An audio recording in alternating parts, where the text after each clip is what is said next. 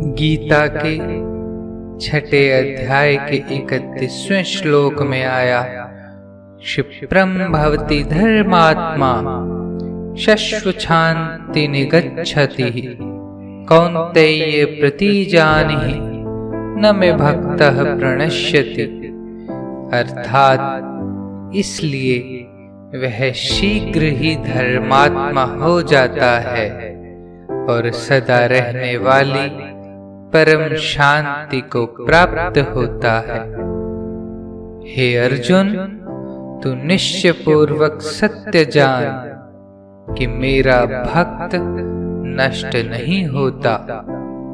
भगवान कहते हैं कि अतिशय दुराचारी भी अगर मुझको अनन्य भाव से भजता है तो वह शीघ्र ही मेरी भक्ति करने से पापात्मा से धर्मात्मा बन जाता है।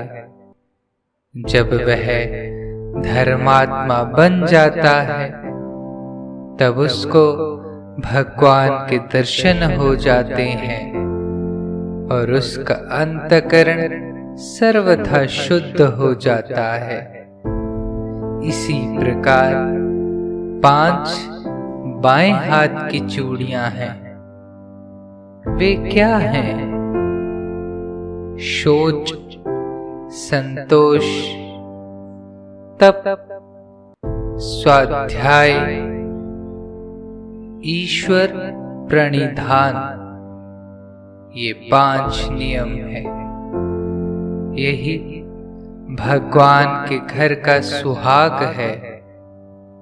इस सुहाग की चूड़ी को जो तोड़ डालती है तो पति कहता है ये बेहूदी है, ये चूड़ी को तोड़ डालती है, इसको तो छोड़ो।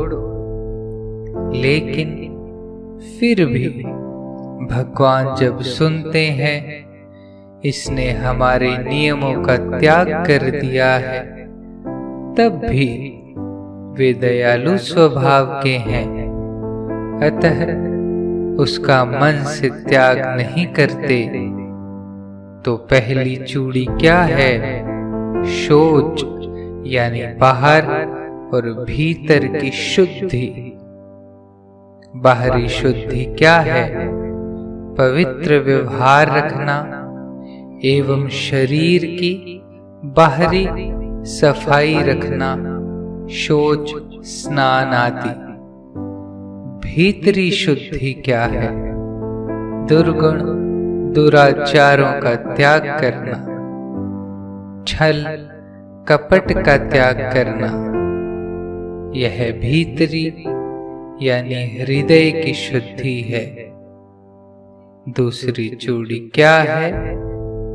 संतोष यानी जो भी कुछ प्रतिकूल या अनुकूल प्राप्त हो जाए उन सबको भगवान का भेजा गया पुरस्कार समझकर स्वीकार करना चाहिए। तीसरी चूड़ी क्या है? तप, धर्म की रक्षा के लिए गोविंद सिंह के पुत्रों की तरह कष्ट सहन करने का नाम तप है। चौथी चूड़ी है स्वाध्याय। यह स्वाध्याय क्या है? ईश्वर विषयक सत्शास्त्रों का पठन करना। पांचवी चूड़ी क्या है? ईश्वर प्राणिधान यानी भगवान की शरण हो जाना, स्वामी की शरण हो जाना। इस प्रकार 5 बाएं हाथ की, 5 दाएं हाथ की चूड़ियां कुल 10 बतलाई गई। अब गहना बतलाना बाकी रहा। प्रथम चरणों का गहना लीजिए। चरणों का गहना होता है छड़। मनुष्य को पैरों से चलना पड़ता है, इसलिए पैरों से तीर्थ यात्रा करनी चाहिए। यही चरणों का गहना है। हाथ का गहना क्या है? परोपकार करना, लोगों की सेवा करनी। कान का गहना क्या है? कुंडल, यानी दूसरे भाई लोग हमारी निंदा या स्तुति जो भी कुछ करें उसको समान समझना।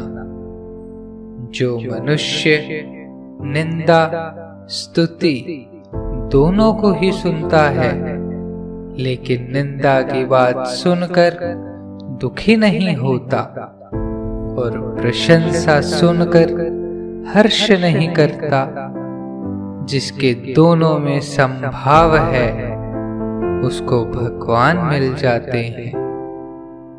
जब तक हम लोग यश कीर्ति की तो कामना करते रहते हैं और अपकीर्ति निंदा को नहीं सुनना चाहते हैं, तब इस प्रकार के आदमी से तो भगवान डर कर भागते हैं।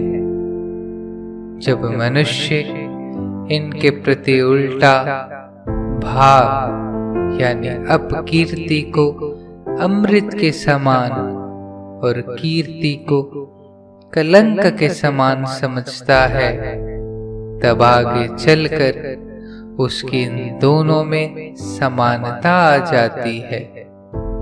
इन दोनों को समान समझना ही कानों का कुंडल गहना है। कंठ गले का गहना है। श्री गीता जी को कंठस्थ कर लेना, यही कंठ का गहना है। हृदय का गहना क्या है? अपने हृदय में अच्छे अच्छे भाव व गुण को धारण करना ही हृदय का गहना है। हृदय में शुद्ध भाव यानी अच्छी नीयत रखनी चाहिए।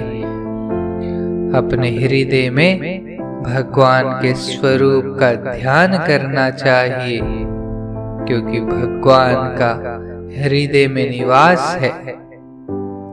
भगवान गीता जी में बतलाते हैं, सर्वस्य चाहम हृदि सन्निविष्टो, मैं संपूर्ण भूत प्राणियों के हृदय में स्थित हूँ।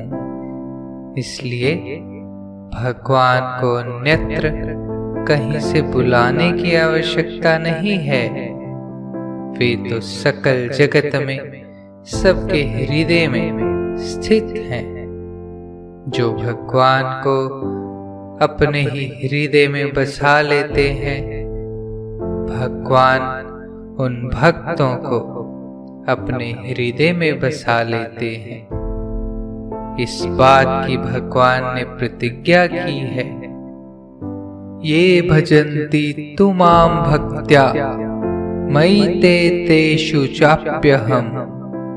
जो मेरे भक्तजन मुझको भक्ति पूर्वक भजते हैं, वे मुझ में निवास करते हैं और मैं उनमें निवास करता हूँ।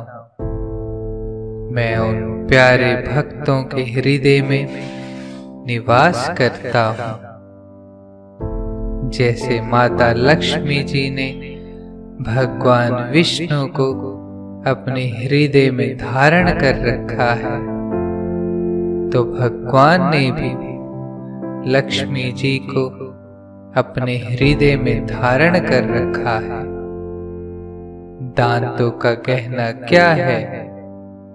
पहले जमाने में स्त्रियां दांतों में चूंप पहना करती थी, वही उनके दांतों का गहना था।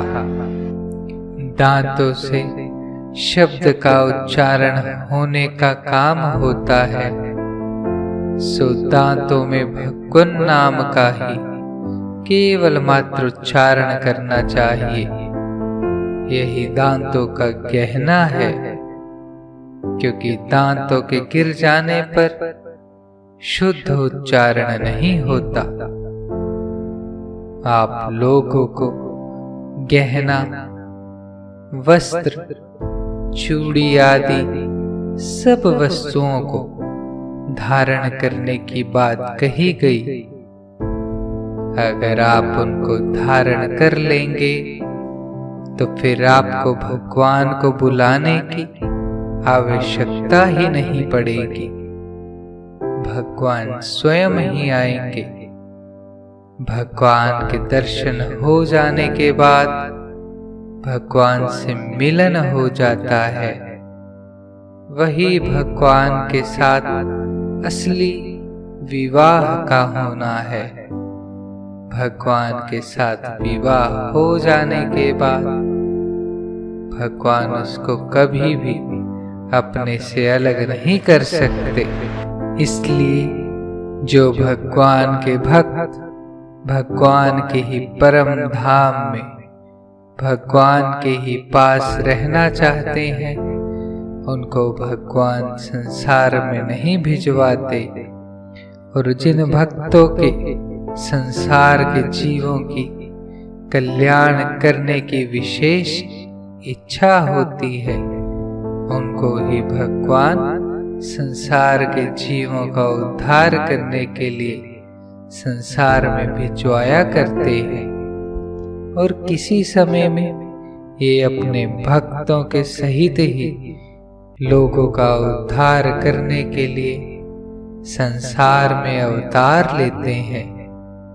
इस प्रकार सोच समझकर हम लोगों को भगवान की ही भक्ति करनी चाहिए।